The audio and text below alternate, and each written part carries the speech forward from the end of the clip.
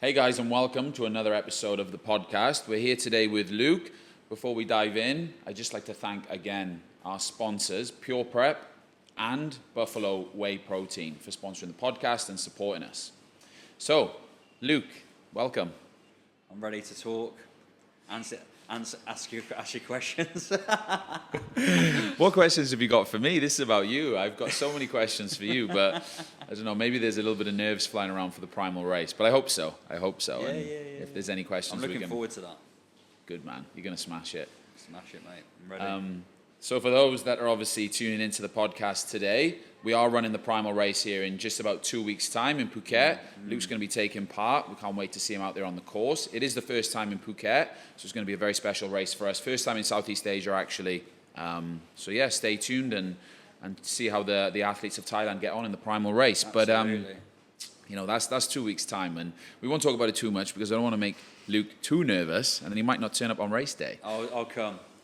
I've just got to try my running leg out. I haven't tried that one out yet. Well, we can't wait to see that. Put it on like extra speedy or something. Yeah, it should be all right. Yeah. So Luke, you're obviously based in Phuket now full time. Yeah, I'm here. I probably sometimes I might go home if I need to for maybe like a bit of work and whatnot. But I'm just trying to avoid that, to be honest, as much as I can. Okay, so tell where is home? Sorry. Home's England, Okay. UK, but originally Lincolnshire. So if you guys don't know that, it's like 2 hours north of London and East Midlands. So middle of England, where you can't decide to be northern or southern, pretty much, as they say. But, so yeah. what is it you just said? Like you try and avoid going home? Yeah, I think I'll go home. Like my last job, I've been here for a year now, but I was working in private security before. I've doing various different jobs as well, which is good because it made it quite diverse. But apart from that, I'm doing okay, and I can pretty much situate myself here at the moment. So I'm just trying to get everything out from back home. To be honest, selling up. Oh, really? Yeah. Yeah. So all links, I guess. Well, not all links, because I mean you're obviously English and British, and you know, but yeah, of course. I guess you're sort of is Thailand where you want to be like full time with no sort of like, I guess, established base, I guess, in the UK. Is that what you're moving towards? I've travelled a lot, mate, and I think Thailand's a great place because it's got everything. Mm-hmm. You've got safer Phuket. I kind of chose here for the time being because you've got the medical facilities, the fitness, especially for myself, like injuries and whatnot as well. You got the nightlife if you do fancy going out. You got the restaurants, you got the beaches, you got the walks. Mm-hmm. Also the international airport. So if you want to fly around Asia, it'll cost you £50 a ticket to get anywhere pretty much around Asia. 4 hour flight, which is a bonus. Yeah, definitely. Yeah. Like what you're saying there. Like so many people I've spoken to, like every single time I've been here, and from my own experience, like you come to Phuket. I've been to Bangkok, but Phuket is where I've spent most of my time when I'm in Thailand. The place almost like sucks you in, doesn't it? Yeah. Like the weather's unreal. Yeah. Like there's so much greenery. There's a lot of good opportunities to just spend time outside, which is so healthy for us. I mean, I'm based in UAE, for example, most of the time. Love it there, by the way. Mm-hmm. But the one thing that we do, I'd say, struggle with a little bit is time outdoors. Obviously, the summer's absolutely roasting. Yeah, when it gets to your time, like in December, isn't it? Is that right? Is it December sort of time it gets bad? Well, so it follows, I guess, pretty much the same season times as the UK, but just like multiply the heat by like 10, and that's where you're at. Like in the summer, it does get close to 50, so like it is absolutely brutal. So spending any time outside then is tough. Yeah. And it does wear on you a bit, you know. Like Dubai, Abu Dhabi, UAE, unbelievable place. But the one thing I always really enjoy when I come to Thailand is just I'm outside all the time, which is so good, and I think it does have a really positive impact on your health. Absolutely, like you'll just blink and then you've been up since. Like I get up like routine. I'm up at 5:30. I go for a beach walk, have a coffee. I might go gym, go to unit for a class, or go somewhere else, and then I'm out meeting friends, spa, and it's the longevity sort of side stuff. It's great. Yeah, it's great for me. That's why I kind of picked this place at the minute. Yeah. Yeah. Can't find anything better at the moment. No, not at all. I've been all around Asia and I can't find anything better. Everything that you've just said there, like, I guess it's just like, I mean, what do people want now? People that are focused on like longevity and wellness and health. Yeah. All the things you just listed off there, which is part of your daily routine, right? Exactly that. And it's like, it's something I'd probably go for the spa, for instance. It'd be like, you could go somewhere like 200 bar, 300 bar, like, looking at £8, and back home it would be 120 quid. And it's like, it's just amazing. Yeah. The big thing for me, Luke, is the food, honestly. Absolutely. Yeah, like you just obviously rocked up and had this coconut here. Like, how much was that? Like 80p? I think coconut says like probably about 80p, yeah. Like Yeah. 60 bars sort of thing, yeah, about round And it's about. so you're just getting 1 or 2 coconuts in a day. That's it, yeah. Get your electrolytes in and whatnot, and then and again, it's the longevity side, isn't it? The food's good here. Thai food, for me, I think is the best in Asia. I think there are other parts of Asia are good, but I love Thai food as well, which is an added bonus. And I think Thailand have got it as well now. They've got places like Pure Prep, and it's just everything's set out, your macros, your carbs, your protein. Yeah. So yeah, if you want to get fit and locked in, this is definitely the place. Yeah, you can see why Fitness Street, I guess, is really it's been established now for a long, long time. But you can see why it's only getting more and more popular, especially where you see this shift towards even people being even more conscious about their health and their wellness. Like this sort of place is just absolutely, it's tailor-made for it, isn't it? Absolutely tailor-made for it. And I think it's growing on the island as well, other places. It's, where I'm based in Rawai, there's a lot of good places as well. It's just, but Fitness Street itself is ideal if you're coming on holiday. Like I do it all the time. I'd be like here for a month, straight to Fitness Street. Don't even need to get a scooter. You're locked in, and then you feel refreshed, feel good, you glow in, and you're just ready. And then you just want to come back, to be fair. Yeah. Most of the time. So I obviously love your approach now and where you put like the importance of things and all the stuff you've said here. Like I'm sure a lot of people are listening and thinking like, yeah, Luke's made a real nice life for himself there in Phuket. Yeah. But let's go back a little bit then, because obviously this mindset, I'm guessing maybe you weren't always like this with where you put your energy and your focus is. So let's go back a little bit. Take us back to sort of a younger version of Luke. Yeah. And then, just take us on a bit of a journey of how your life has progressed, and then obviously lead us up to what happened with your injury. Sure. That'd be really nice, I think. Sure. Yeah, I think I've always been like this, if I'm honest. I've Oh, always wow, been okay, quite, but I think, without jumping too much, I think the military made me, if that's the sense. But when I've always been sporty, I've always been wanting a challenge in life and always wanting to excel with that. It'd be sports, football, rugby, cross country, playing at a fairly decent level. I remember I injured myself playing football when I was like right from the school kind of areas, and obviously, and then I always wanted always looked at the army in a sense, or the military, and then I always remember looking at a book when I was at college, and I was like, oh, the parachute regiment, the elite parachute regiment, that. I think that's a bit of me, that is. Yeah. And then I just strive for that. And I tell you what, mate, I remember going in, when I went into training, I thought I was fit, and then I was just like, Jesus Christ. Yeah. I was not fit at all. But obviously they kind of build you up to that. But, going back a tiny bit, I've always been into that. But I think we all get a little bit lost when we're younger. I was kind of a little bit, I don't know if you can swear on air, but I was a little bit of a shit, to be fair. But then, luckily, I had a fairly decent upbringing, and my dad was like, "Which way do you want to go? Do you want to go out? You're fighting and all this. You think you're a big boy around town, or I know you want to do this. Is this what you want to do?" And that's what I went for. At a fairly young age, I was like 17 when I signed up. Passed out of training when I was 18, and it turned me into a man. I'd say, it really gave me, made me more organised, disciplined, more focused, more proactive, more punctual. I went back home to my mum, and I was just like, "What? Why did you do all this stuff for me?" I was like, I found it so hard in there, just to iron, and just the little things. Yeah. At the beginning, they're just drilling all that into you. It was tough. It was a tough old time, because training's quite intense, especially in the parachute regiment as well, because you've got like kind of there's certain requirements that they have to pass to get into it. And once you've passed, like you think that's hard, then you get to your unit and it's 10 times harder because everyone's a machine. But I remember coming and they've just done, all the guys have just done like an 08 tour, and I was just like a small fish in a big pond. All these guys come in, they're just like real men, you know.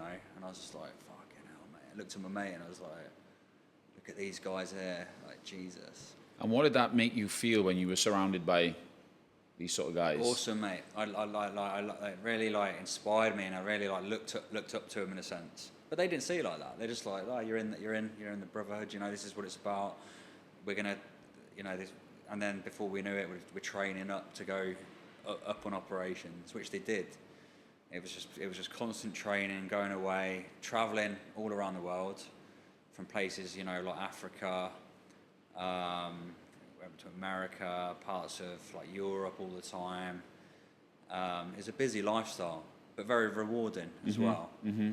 And obviously, by that time, you're ready, and I was ready to go to Afghanistan. I always remember like getting ready to deploy, coming off the helicopter, and I remember having like, you know, the bag, and it's like a mountain on the back. And I remember just like I had because I'm a machine gunner, so I'd come off the helicopter, and I remember thinking it was just going to kick off. Yeah. I was like that, like, ready to Taliban, go. That's how I was just like that, like, we're going to go. We're just in a patrol base, but I was just like, I didn't know what to do. I was just like that, alert. And then it was, you know, quite quiet at the start, and then it started to, you know, you started to get into your job, like, you know, you started fighting, as a sense.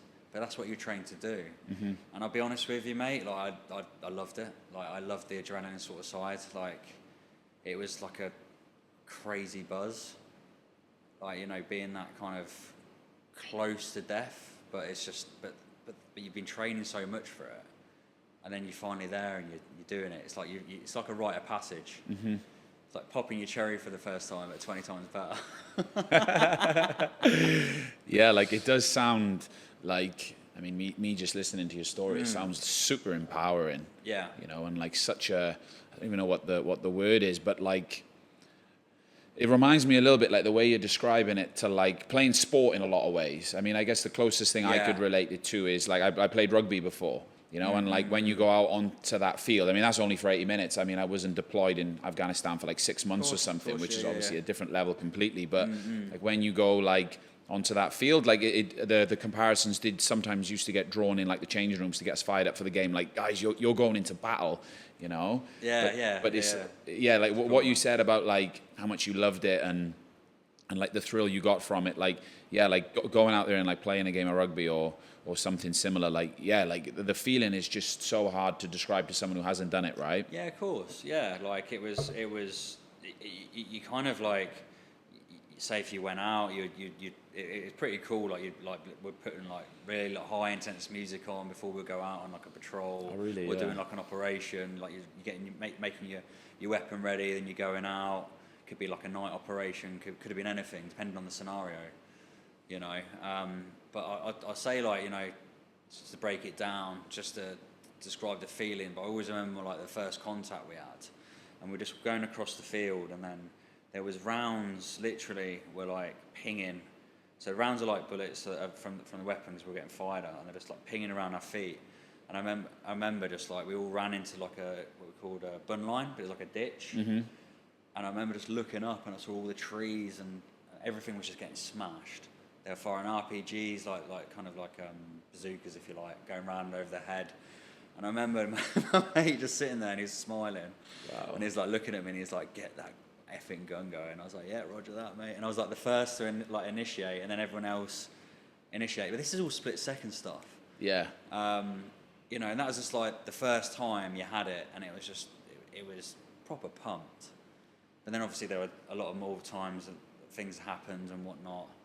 But you know, kind of like you know, like without going probably telling every story, but breaking it down to my injury. remember we're going out, what we used to call, we're clearing an area, and we had these guys out with us who cleared the mines, so like more of an attachment. Yeah. Airborne engineer guys, and my job was a machine gunner, and my friend was a sniper, and we were in this compound, waiting to go onto a roof to provide overwatch. So if the Taliban wanted to kick off, then we could probably see where they are and we could return fire. Or if we saw anything suspicious, because we're quite static and they like to kind of kick off when you're static. But anyway, I was in this lane, just waiting. They call it like safe but not secure, if you like. And the guy who obviously minesweep missed the bomb, so he missed the IED, improvised explosive device.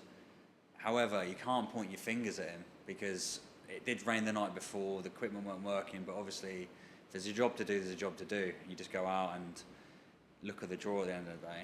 But I was kneeling directly on top of the bomb. So I was kneeling down in a safe lane but not secure, waiting to go on the roof. My friend there, who's a sharpshooter, my mate was a sniper, was next to me, and then literally, like, it just went boof, and I remember like flying probably about 10 to 12 foot in the air. Wow. And I remember seeing the top of the roof, and I always remember it, and it was like time itself just slowed. And then I remember just being on the ground, and it was dusty, and I was just shouting to all my friends. I was like, make sure you're okay, check yourselves over. And it's amazing when because the training just started kicking in. So I just went straight into my drills, and I was like checking myself over. But the first thing I checked, I think what every man would check, is down there, right? Yeah. And I remember sitting there, mate, and I looked up, and I remember seeing that they were still there, and I knew I got blown up. I didn't know my extent of my injuries, but I went, fuck my legs, I don't care. And then took my gloves off, and I'm checking myself, so like internal bleeding. And I'm just, while I'm doing this, I'm shouting to my friends, like, make sure you're okay. Yeah. Because not known to me, but my friends have been blasted to the corners of the compound with the initial blast. So the force is like flowing them around. My machine gun's gone, my helmets flew off, my bag, my day sack, God knows where that is as well. And then obviously the dust settled, and I saw that my leg was completely gone. But I just felt calm. I just felt very calm about the situation. I was like, right, now I need to see if I can move. So I tried to move, and it was just like a burning, kind of stinging sensation. And I remember thinking, right, I can't move. That's when I shouted from the medic. And whilst the medic's coming over, I'm like, got the tourniquet out, and I self-tourniquet myself, my leg. But I was fine. The adrenaline's pumping.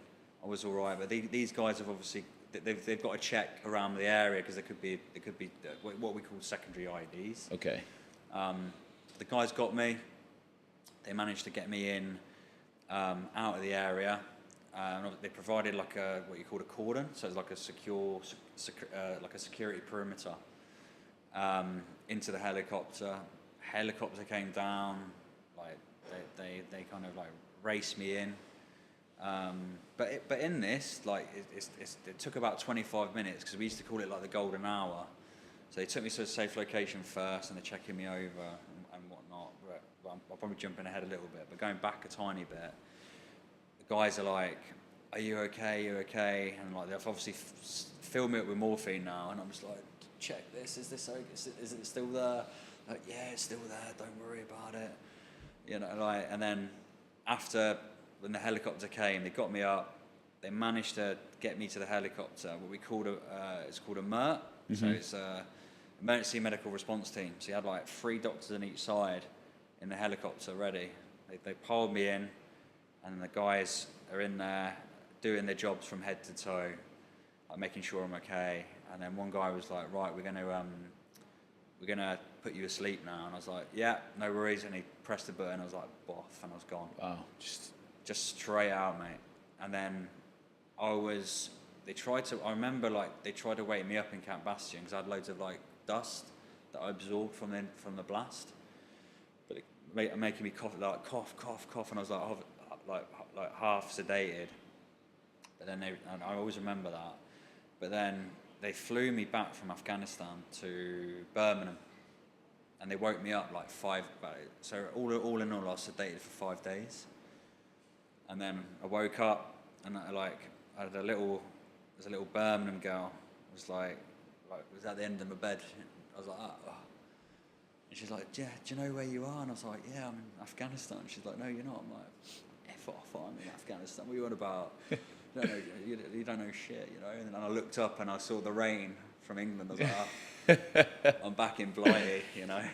That must have been crazy, waking up, like after everything that had happened, after this whole story, and then the sort of last thing you remember, and then you wake up and you're at home, essentially. So. Yeah. I was just kind of lying there, and then I was like a child. I was so skinny, because obviously they've been pumping me with like nutrients and whatnot, but I lost so much weight, because my body's just repairing itself, right? And it was funny. Like, the funny thing was as well, the guys, because they were coming to visit me in Camp Bastion in Afghanistan, and I woke up with like a little porn tash. Yeah. And then I was just like, what the fuck is this? Like, but I found later the guys are like, you know, shaved a little. Like, no way, yeah. Which was great, but I was cool. But I was like, that week, like, they wanted to shave for me. They're like, right, we're going to shave. But I was like, no, I'll do it myself. I had a lot of like fragmentation to my hands at the time, and it took me 2 hours just to shave my face. I always remember it. I was like that, like, I was just so weak. But I was just like, no, I'm doing it. Just kind of waiting for my parents to come in, because obviously it took a few hours for them, and then they drove over, and yeah, it was surreal. But I was okay. I was like, you know, like, first thing I said to my mum and dad, I was just like, you know, like, I think I'm gonna have to have one of them wooden legs, and they were just like, and they knew they were like, he's gonna be all right. Yeah. You know? So. I mean, it's an incredible story, Luke. I'm sure a lot of people listening, like, I mean, you sucked me in. Like, I was there with you, you know, like, yeah. So fair play to you. But how old were you when this happened? I was 22 at the time. Yeah. 22, so you're quite young, really. You know, and obviously the guys are young as well. So, you know, they initially got me into intensive care unit, and my friend who got injured like about a week before, one of my friends unfortunately died, like KIA'd, but he was next to him, and he was just like that, sparkoed out. He's only 18. So you can imagine the age range is like, it's varied. Yeah. But a lot of young lads it could be IED blast to gunshot wounds to missing both legs. You know, it's a spiral of injuries, I'd say. Yeah. And going into the military, like, I mean, I'm sure that you go through this in your training and stuff, but you're aware of the risks, obviously, right? Absolutely.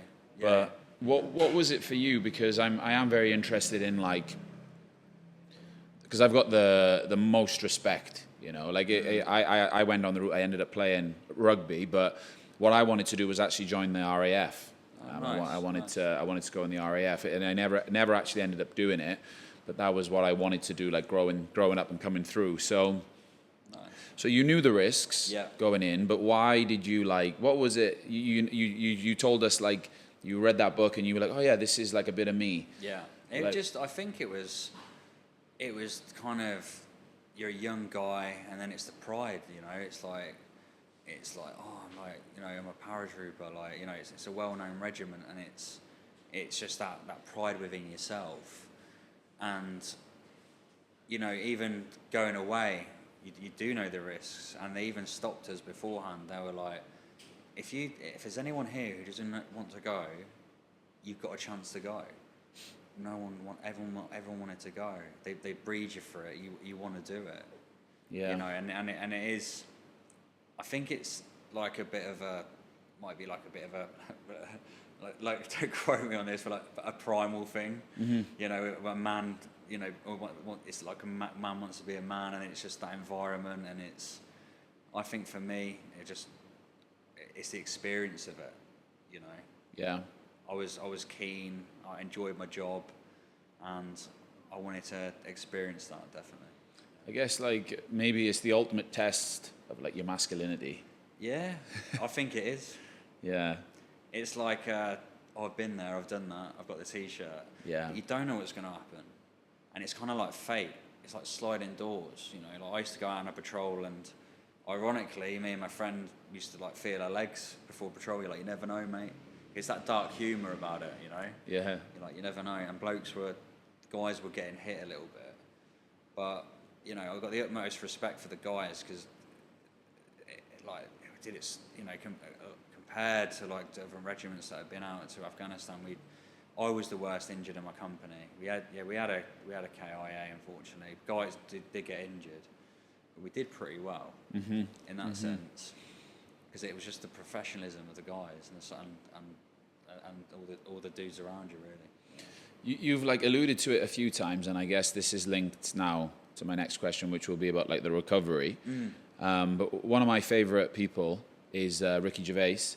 I love like the dark side to his humor. Yeah, he's great. Isn't And you've said a few things there about like dark humor, obviously, like when the guys like shaved your tash, and you'd been through this like catastrophic thing, but all of a sudden you wake up, you've got this like porn star mustache. Brilliant. It was so good. Like I woke up with that, and then you have like a little logbook, and the guys are like, you know, I've seen you naked, I've just washed your balls, like a little devil face.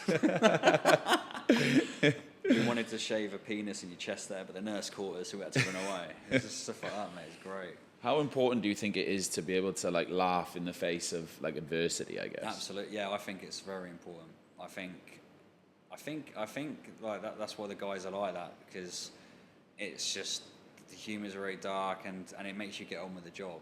There's no room for like wokeness or anything like that. And if you've got something wrong with you, that you'd like, you know, like my hair was. I always remember like when some guy just met me, and he runs up to me, he's like, "Oh mate, like getting a bit thin on top, aren't you there?" And I'm like, "Cheers, mate. I've just met you." But you just take it on the chin. It's like, all right. And then nothing affects you. The banter's great. The banter was good. Yeah. You know, and again, it's quite like, I would say, how can you be able to relate to that is the rugby banter as well. Because you go out with the guys, you're drinking, they're doing stupid games, like same as the military. They did the same. But on the recovery side, it was a long-winded process. But I was that weak, mate. Like when I was at Headley Court, I was in a wheelchair, and they put me off the wheelchair, and I had no strength. And they're like, "Get back in your wheelchair." And it was like climbing a mountain. It took me like 5 minutes to get off the ground into my wheelchair, and they were brutal, but it was great because and then it was like a stepping stone. You just got better and better and better. Yeah. And you know, like I could imagine people see me and they're like, "Wow," you know. But like, what used to inspire me is some of the guys that I've seen with like horrendous injuries, and how their mindset was and how they got on with it. And I never moaned anyway, but I was just like, fair play, mate, you know? Yeah. Fucking hell.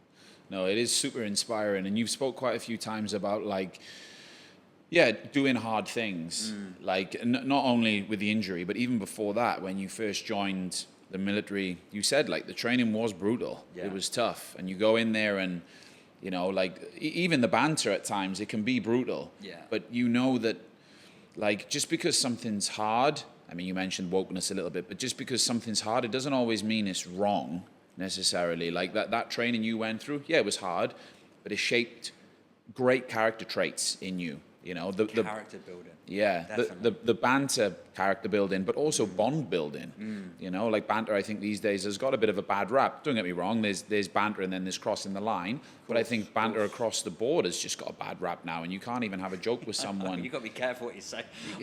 I have to bite my tongue so many times. Yeah. It took me years to do that. I remember I'd sit there and I'm like, you have to work someone out.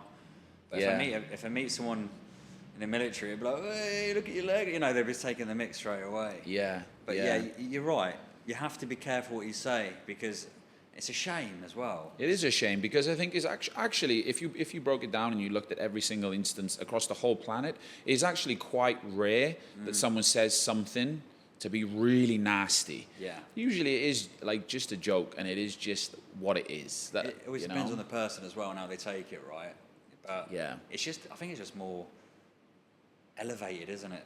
Like like people just take things a little bit more personally. Oh, you can't say that. Like I said to you, I was in a class the other day, and And the coach was like, "Oh, don't worry about Luke." I was like, "Yeah, just say what you want. Like, it'll be funny." And then I was like swinging my leg in the air, like, "Whoa." No one laughed. I looked at him, I was like, "Tough crowd, mate." But you know. But I think I guess like you can understand why some people do get so upset, because the small minority, they do ruin it for everyone, don't they? Because some people are arseholes, and they do say things because they are nasty people. Yeah. You know, so they kind of ruin it for everyone who just wants to be nice and just have a laugh, and you know, which is a bit sad, really. But no, like I think the one thing I really like about your story is how much like doing hard things. You've emphasized in all parts of your journey that we've got up to so far, whether it's when you first joined the military, obviously then the recovery process, and going through those hard things, it often, like, the outcome is often very, very beneficial, right? Whether it's character building or whether it's like where it takes you in the next part of your journey. Absolutely, mate. Like you know, like I'm a skydiver, I scuba dive, you know, like with my injuries as well, and I don't really talk about this, to be honest, but I think it's a good thing to say. Like, you know, obviously I've got a left below knee amputation, but my right leg as well, limited rotation of movement on my ankle. I've got like, I think that there's like, both knees are open fractured. Oh wow. One of my metatarsals have been broken. I've got like metal work going down my leg into my ankle. And I'm saying to people, and I never say it, but I'm like, if I'm beating you, mate, like I can't, why? Like you should, like, it's a mindset. People don't think people know how strong they are. They're like, oh, it's hard, oh, give up, you know. How do you find out how strong you are then?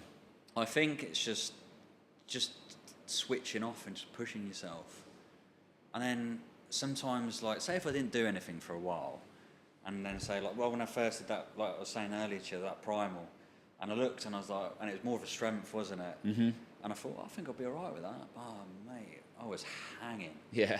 And then I was like, but then I know if I did it again next week, it would be a bit easier. And it's that thing, yes, it's hard, things are tough, but the more you do it, the easier it's going to get. You know, you just have to get on with it. Yeah. And enjoy the ride. Yeah. I think that's so right. I think that's so true. And I think that, like, not everyone, obviously, but I mean, we're very blessed. We grew up in the UK, right? Incredible country. First world country, obviously. You've got a lot of benefits to growing up in the UK.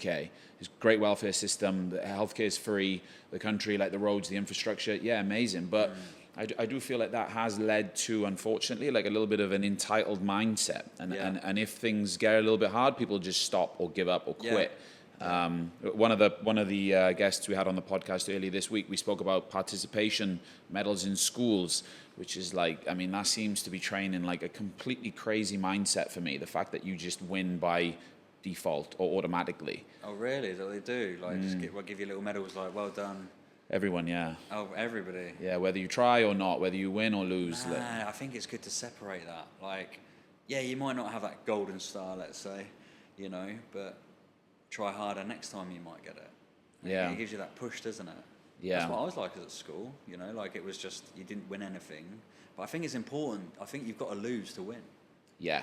You know, because if you, like you say, like if you just think you can, if things are just handed to you, you just, it's not their fault really. You're just going to grow up into it where you think, I want everything easy. Yeah, I agree completely. And because for me, the byproduct is, right, God forbid, you know, something awful happens to you, like which is what happened to yourself when you were just 22. Yeah. If you've been brought up, I think, in a society where everything is just super easy, you've never had to struggle, you've never failed, you've always whatever, and then something like this does happen, which it probably will, because life is tough. Life is tough. And, you know, everyone goes through things. And then all of a sudden, if you've not been trained from a young age how to deal with shit things, how are you going to deal with it? Yeah. Something like this is going to happen, and you're going to be like, what am I going to do? It's going to break down. You know, like, but I always say to people as well, like, you know, people go, oh, you're an ex-soldier, military guy, you know, you probably find you could probably deal with death like quite easy and stuff like that. And I said, I'm just like, absolutely not. I said, I think it's your character. I think it's who you are as a person. You know, I know a lot of my friends who have had bad times, but then I don't suffer with PTSD. Like, and I thank, like, I've just looked at life on a different perspective. But that's not saying that maybe if something else happened in my life, that might have been more traumatic for me. It's how you try and deal with things.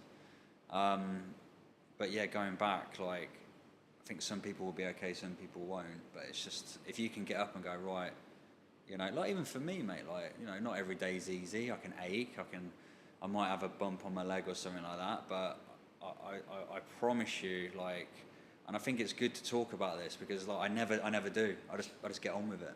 Yeah. I've just got that attitude. I just get on with it. Yeah. But and then if someone's having like oh yeah, like I'm having a bit of a bad day, and I'm just, and they're probably trying to, and they can probably relate to me, like sitting there, and I'm just like, you've got a bad ankle, mate.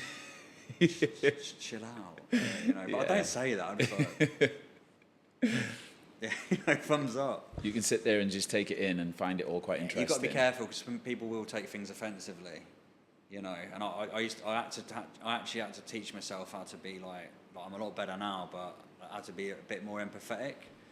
And I even went to, hear me out on this, I even went to like a theatre school, right? And my friends were going, but it was for soldiers, and it was to kind of tell their story.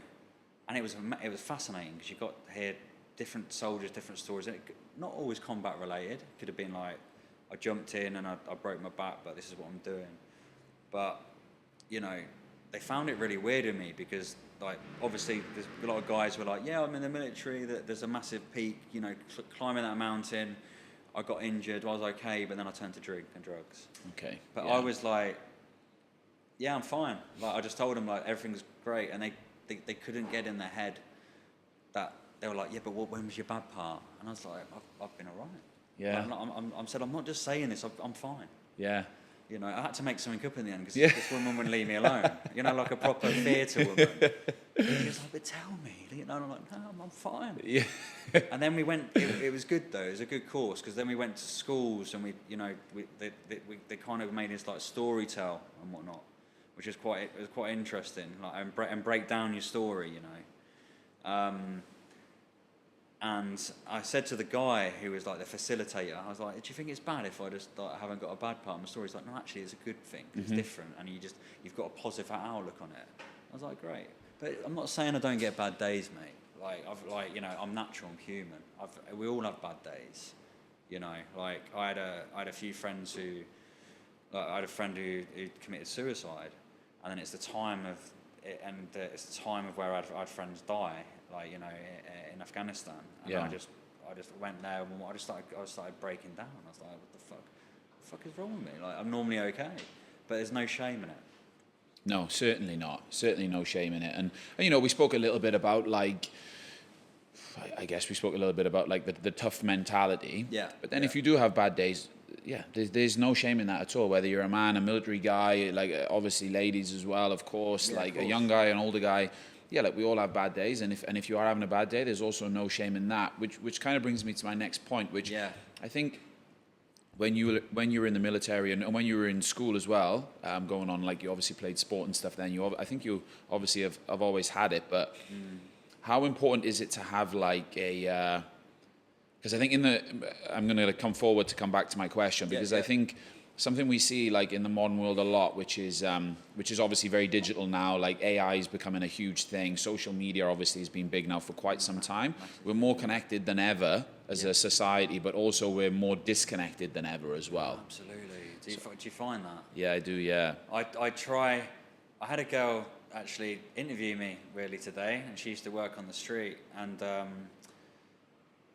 she was like, "Wow, you've like what one post?" And I was just like, "Yeah, I just because I found myself on it too much." Yeah. And then I'd come into a cafe, like, I remember the first time I came here, for instance, Trooper Eats, everyone used to talk to each other. Yeah. And now you go there and it's like, Yeah. you know, yeah, like, yeah, we've lost that. And people won't know what you're up to. I went to Australia to visit my family in December. Came back and was like, "Oh, where you been?" Yeah. And I was like, "Oh, I didn't see you post anything." I was like, "Yeah, but look at what we're doing now. We're talking about it." Yeah. You know, you're right. We've disconnected a lot. Yeah. That. And I think it's a shame. I mean, I think you agree with me on this. Like, I think social media's got a lot of benefits, You know, it gets messages out there, and it's provided like a good income stream for a lot of people, and a lifestyle, and a lot of other things. But on the other side, it's disconnected a lot of society as well. It really has, yeah. Because my point was, like, with you've obviously been through your experience, and you've obviously have been super strong through it all. But like, I think having a good group of people around you who you've got really good, strong social bonds with was probably helped, right? Absolutely, support. I think that's what got me through it. My support network, like my mum, my dad, all my friends back home, and my military friends, and I think that's what really levered me up. And if I didn't have that, it would have been a lot tougher. Yeah. I mean, this is obviously now just coming to Primal because not to sound too salesy or anything, but you know, we've got a huge social media team, huge marketing team, and yeah, we do push obviously everything via our social channels on YouTube and Instagram and stuff. But a massive part for me, and I know our other co-founders as well, is the reason why we do Primal is because we feel like in like this world where like a lot of stuff is digital and a little bit sort of like, I don't know, could be labeled as a little bit fake. Yeah. Primal is a really good, and other events obviously as well, similar, is a really good opportunity and a really good excuse in some ways to just get loads of people together in real life, physical, hands-on, and you're all doing something together. Yeah. It brings together hundreds, a couple of thousand people, and I just feel like it's much needed in society. I think so. I think it's great because, and you'd be surprised. Like I remember going on the street and you get people. They go to class and they go back to the room. Yeah, I've seen it. It's crazy, right? And I'm like, don't you want to go out and like you've got a beach down the road, 10 minutes. Yeah. You know, do you want Phuket town? You want to do anything? You spent the whole 2 weeks going to class, going to your room, going to class, going to your room.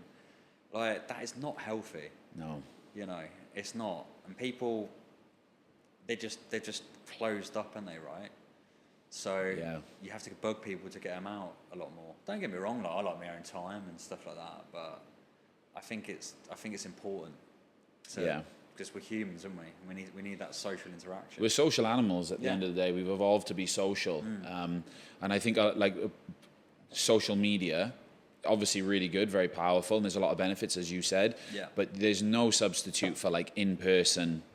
Like just even like reading people's body language, non-verbal communication is very healthy for us. Absolutely. Like you can probably see somebody on social media and then you might meet him in person, they'll be completely different. Oh yeah. You know. I'll give it to Harry. He's exactly the same. Yeah, I would agree. Yeah, completely agree.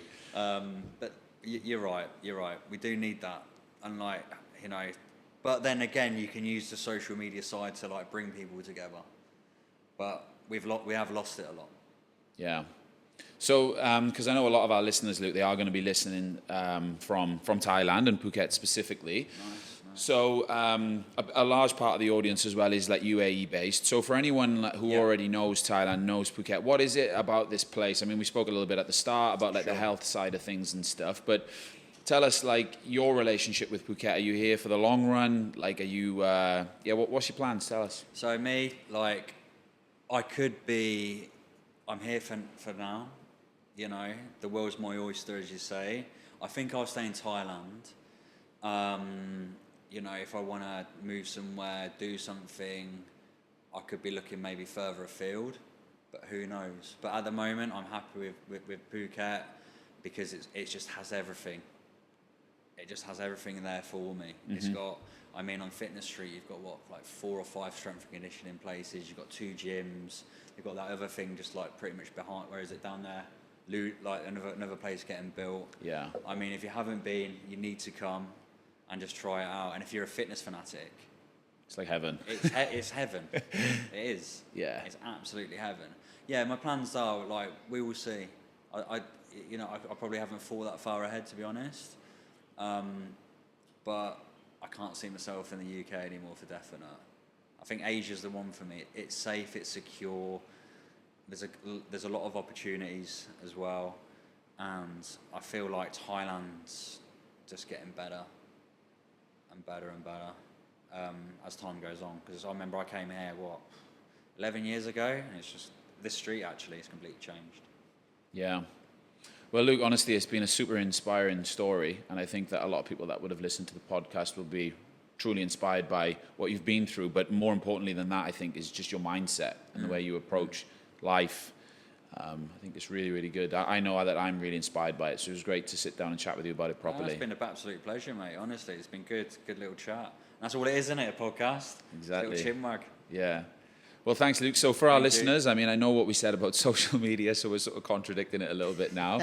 But if people are looking for you, they want to follow the journey a little bit more, even though you don't always post and share it with everyone, which I think is there, good. Mate. It's there. Like the videos are still there. Like I still collaborate. Like what I do with the collaborations, they're still there, so I know people can see them. Perfect. So I think it's important, very important to like, you know, people like to send messages out and stuff, because a lot of people are on their phones now anyway. Yeah. So.